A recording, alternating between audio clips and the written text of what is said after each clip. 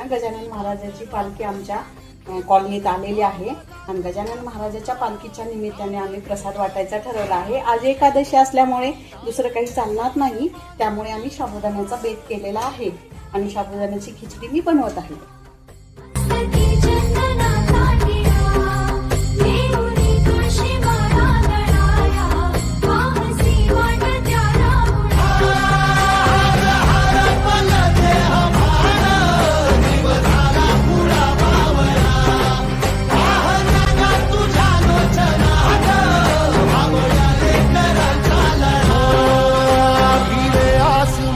ध्वजा वैष्णवांची उभी पंढरी आज नादावली.